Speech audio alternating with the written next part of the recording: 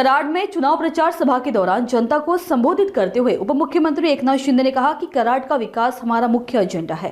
राजेंद्र सिंह यादव नगराध्यक्ष पद के उम्मीदवार हैं। उनके साथ 31 सदस्यों की टीम मैदान में है।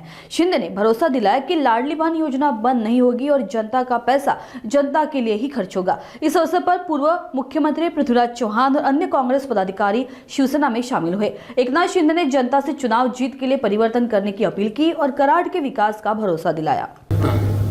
विकासासाठी बदल आवश्यक आहे आणि म्हणून कराडच्या विकासाचा झेंडा हाच आपला अजेंडा।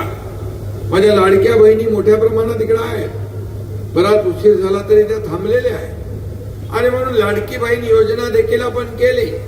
मी मुख्यमंत्री असताना माझ्या 2.5 वर्षाच्या काळात अनेक योजना आपण केल्या। मुख्यमंत्री माझी लाडकी बहीण योजना, लेक लाडकी लखपती योजना, त्याचबरोबर एसटी मध्ये 50% सवलत देण्याची योजना, मुलींना उच्च शिक्षण मोफत देण्याची योजना, अनेक योजना आपण केल्या आणि या योजनांमध्ये सगळ्यात माझी आवडती योजना कुठली असेल तर ती मुख्यमंत्री माझी लाडकी बहीण योजना। आणि मी आपल्याला सांगतो की कुणी किती काही म्हटलं, काही केलं तरी सुद्धा कुणाचाही मायकाला आला तरी लाडकी बहीण योजना कधीही बंद होणार नाही।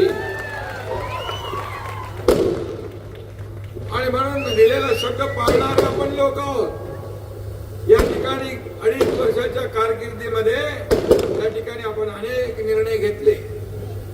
पायाला भिंगरी लावून या महाराष्ट्रामध्ये मी फिरलो, विकासाला गती दिली, लोकाभिमुख कल्याणकारी योजना आपण केल्या आणि या महाराष्ट्राला सगळ्या क्षेत्रामध्ये नंबर 1 करण्याचं काम आपण केलं। माझ्या लाडक्या बहिणी, लाडक्या भावांनी, शेतकऱ्यांनी, कष्टकऱ्यांनी सगळ्यांनी महायुतीला भरभरून मताचं दान दिलं आणि आतापर्यंतच्या इतिहासामध्ये सगळ्यात जास्त मोठं यश गेल्या विधानसभेमध्ये 232 आमदार निवडून आपण दिले। मला अभिमान आहे की शिवसेनेने 80 जागा लढवल्या आणि शिवसेनेचे 60 आमदार निवडून आले। हा सगळा चमत्कार माझ्या लाडक्या बहिणी आणि भावांमुळे झाला आणि म्हणूनच मी या ठिकाणी एकच सांगतो, इथं एवढी सगळी ताकद राजेंद्र आहे, बाळासाहेब आहेत आणि सगळी मंडळी व्यासपीठावर बसलेली आपली शिवसेना आणि हे सगळे एकत्र आलेले आहेत आणि मग हे सगळी एकत्र ताकद या समोरच्या उमेदवारांचा डिपॉझिट जप्त केल्याशिवाय राहणार नाही अशा प्रकारचा विश्वास मी व्यक्त करतो। आणि म्हणून राजेंद्र आपल्या 31 लोकांच्या टीमला घेऊन वाजत गाजत या नगर परिषदेमध्ये गेला पाहिजे, यासाठी मी तुम्हाला विनंती करायला। कराडच्या विकासाची गाडी सुसाट गेली पाहिजे। मैदानात उतरली आपली लोकशाही आणि यशवंत आघाडी।